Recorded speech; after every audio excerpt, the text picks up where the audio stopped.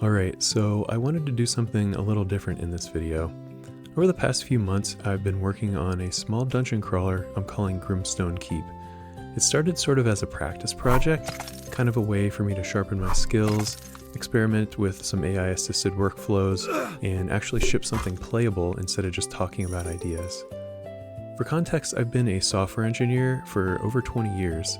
I built production systems, led teams, shipped real products, but game development, it's a completely different beast. Combat feel, animation timing, player feedback, those aren't things that I can just architect cleanly and call done. They have to feel right. Grimstone Keep is sort of like my training ground. It's where I learn how combat systems behave, how enemy spacing affects pressure, how small timing tweaks completely change the experience. It's also where I've been experimenting heavily with AI-assisted workflows, not as a replacement for thinking, but sort of as a way to accelerate iteration. Boilerplate, refactoring ideas, alternate approaches, AI is incredibly helpful there. But the judgment calls, the tuning, the does this feel good moments, those are still very human.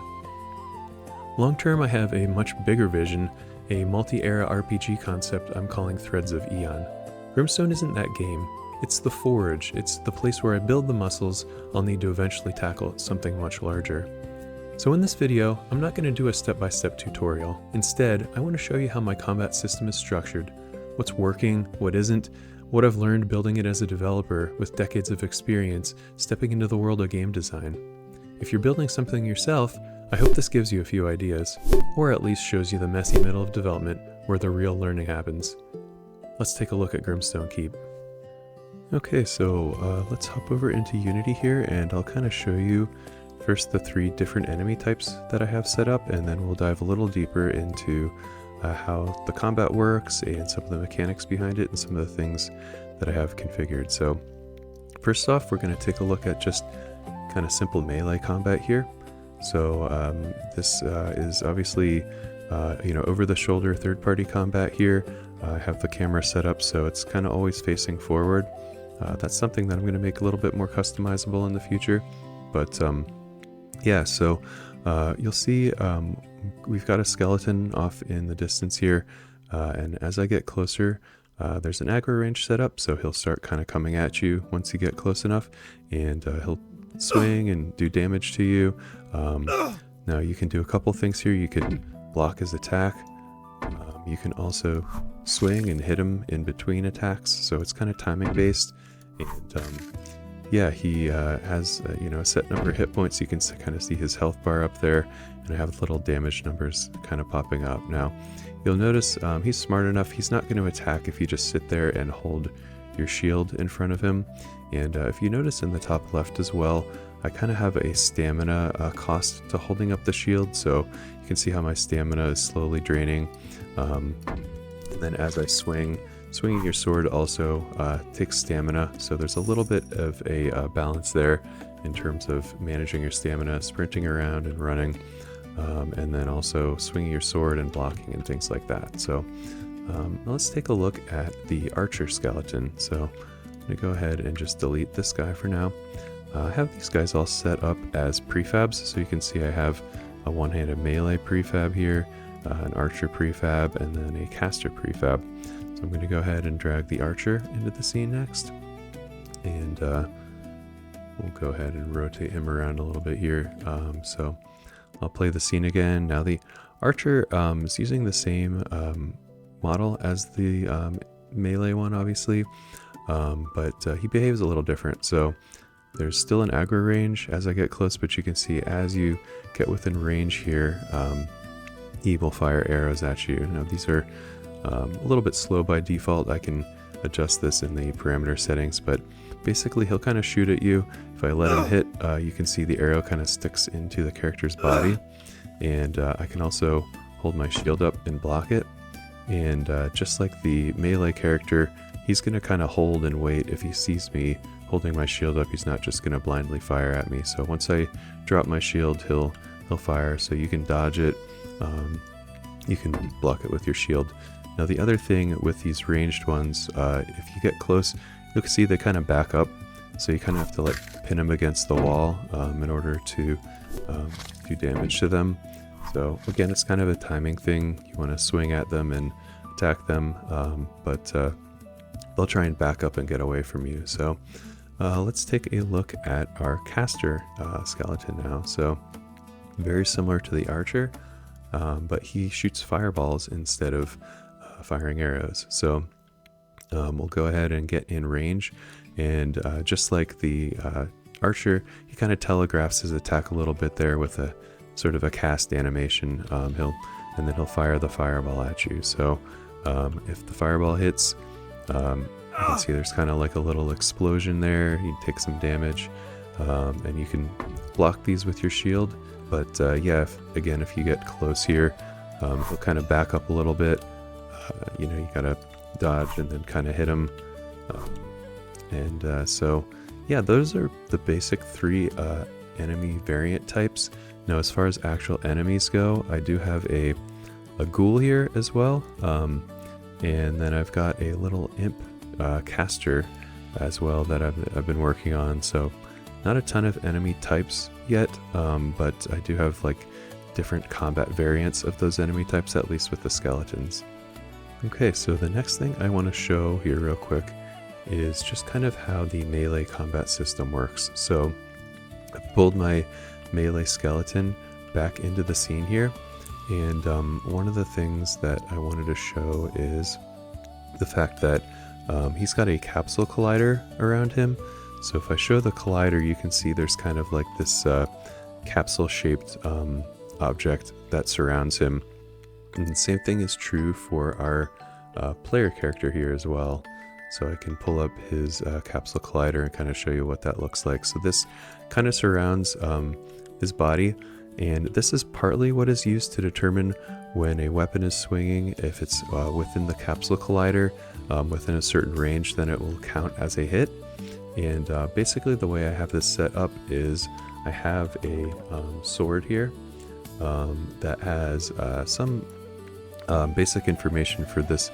You can see down here there's a melee weapon script here, and it defines things like what the attack radius is, so how close you have to be to the enemy whenever you swing, what the angle has to be, and then the min and max damage and the cooldown. So this is how much time in between swings you get. So you can't just swing over and over again. You kind of have a little bit of a delay in between. So right now I've got a wooden sword and a rusty sword here. So you can see the difference.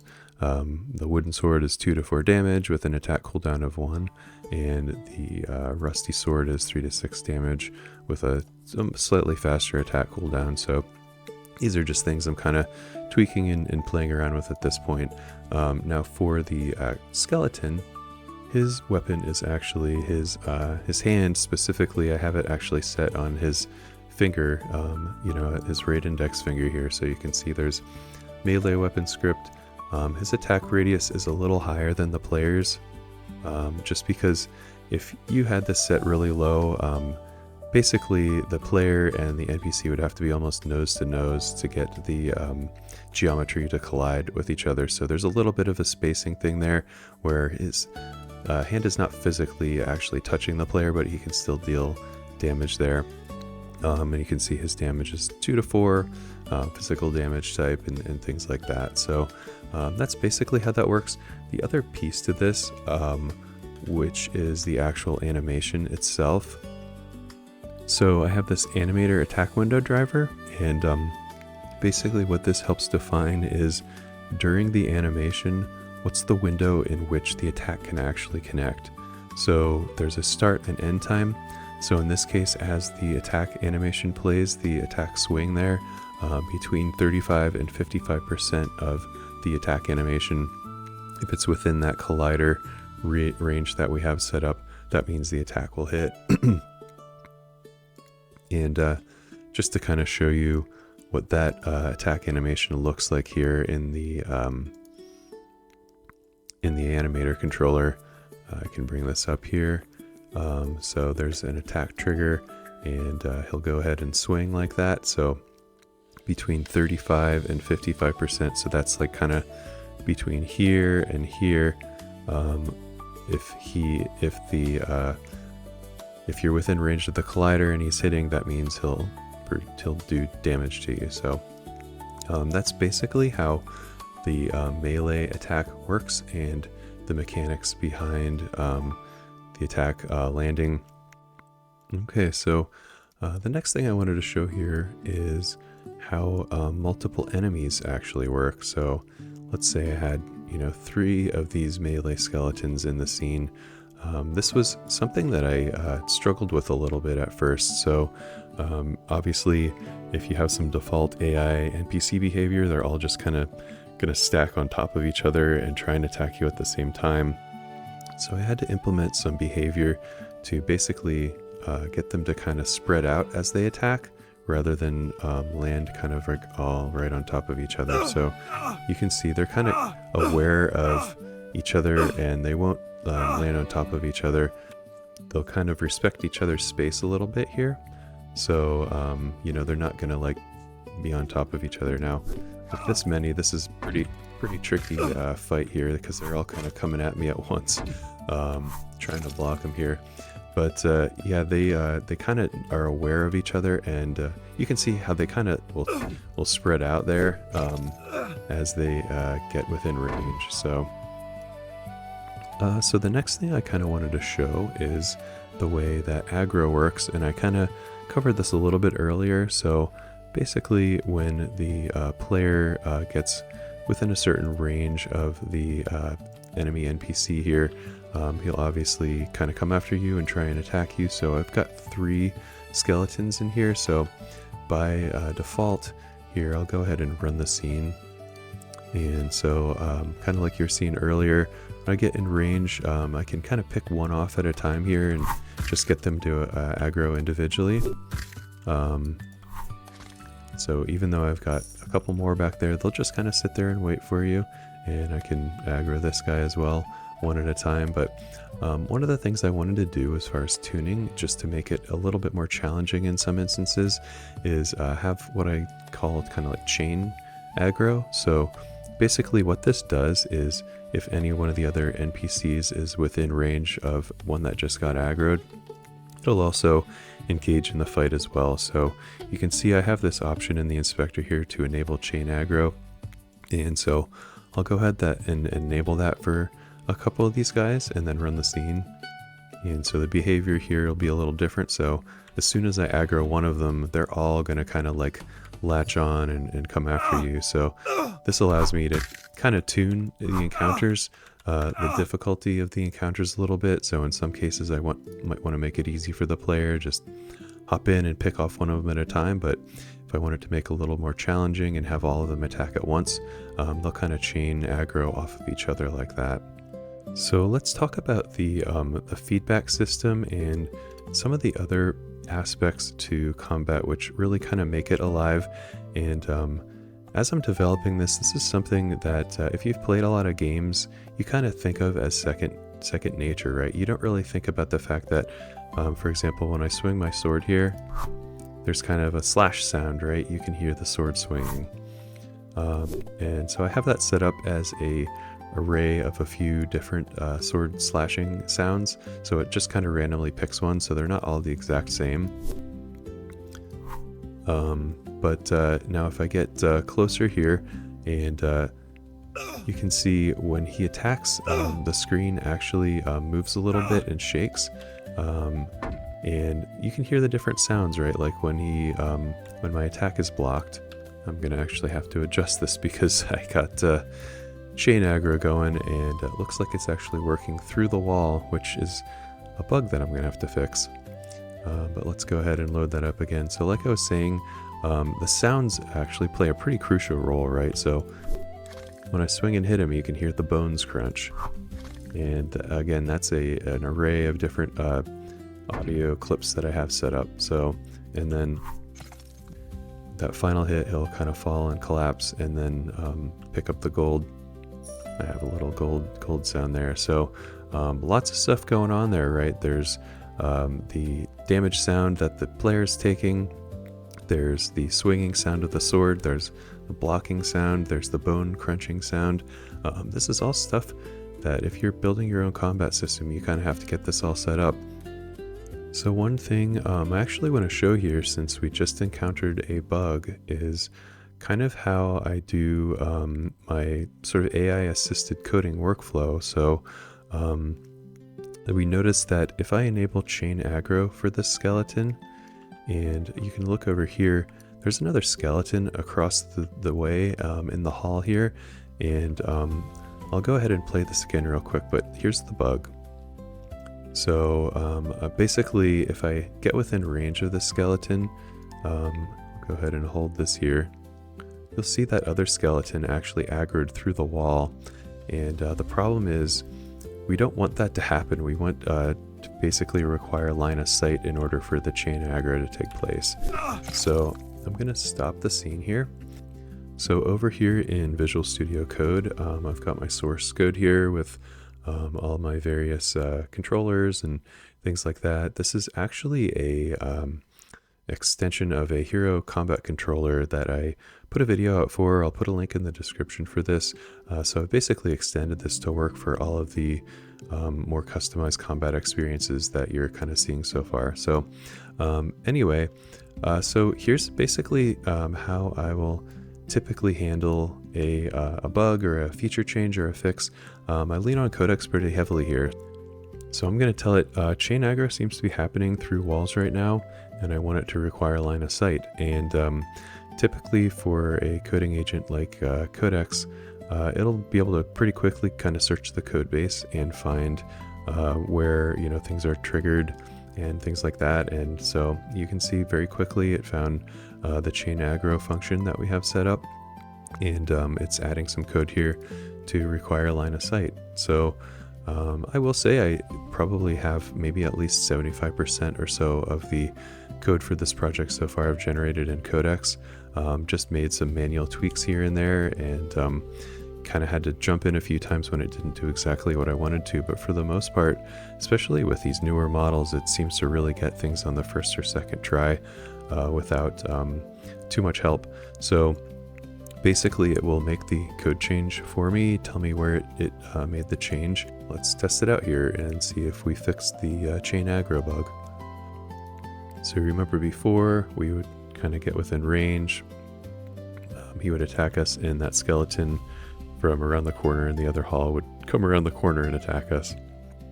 But it looks like we're good now. Looks like he's not attacking. So just wanted to talk about level design here a little bit. So I kind of based this dungeon off a asset pack that I got, and then I modified the textures to look a little bit more stylized, added some additional geometry and kind of moved things around a little bit. But yeah, it's kind of a mix of some free assets, some assets that I created myself. But basically it's a relatively linear dungeon, but there are some branching rooms and some hallways and things like that, mostly leading to things like I have these healing stands where you can come up and drink the liquid and gain some hit points. And then there's a couple different encounters here, so if you get further into the dungeon, we've got this cool kind of character. This is just the first level, so it's kind of a learning ground a little bit for if you're just starting out with the game. And so we kind of get through here, get around a few corners, and that's basically it for the first level. At the end of the level, I'm going to have sort of like an upgrade or a reward for the player. So at the end of this one, you actually don't start out with a shield. So when you reach the end here, I can kind of show you this real quick, how this looks. So like I said, you don't start with the shield, but let's say I just made it to the end of the level, and I can go ahead and open up the treasure chest, and it'll say hold right mouse button to block attacks. So pretty straightforward, just the nice little reward at the end of the level, and then you can go ahead and enter level 2 of the dungeon.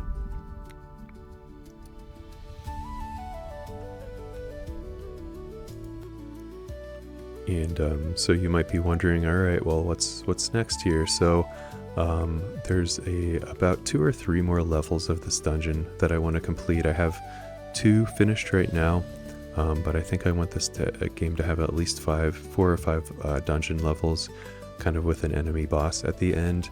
The other thing is that you can see the HUD.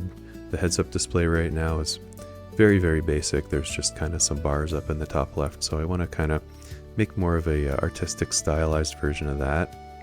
I also want to have enemies kind of patrolling and roaming around rather than sitting in static spawn points, so it's a good start right now, but feel like it'd be a little more alive and dynamic with them wandering and moving around. You kind of have to adjust your gameplay a little bit to try and avoid them if possible. I also kind of want to fill out more props.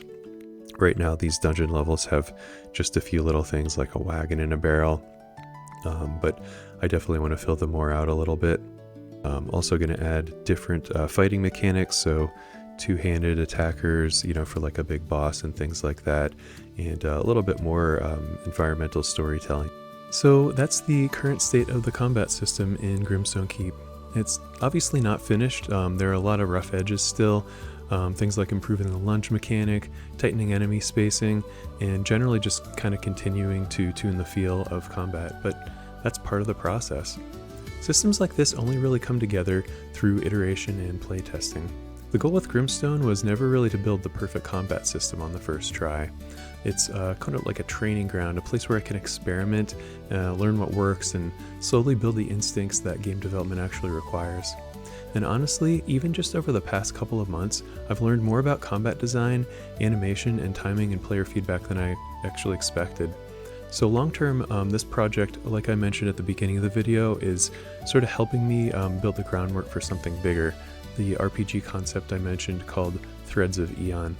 Grimstone is where I'm building the tools, experience, and confidence to eventually tackle something at scale. For now though, I'm going to keep iterating on Grimstone and continue improving the systems, and hopefully get it to the point where I can release it as a short dungeon crawler experience on itch.io. If you're building something yourself, I'd love to hear about it in the comments. If there's anything in the combat system you're curious about, or would like me to dive deeper in a future video, let me know. So thanks for watching, and we'll see you in the next one.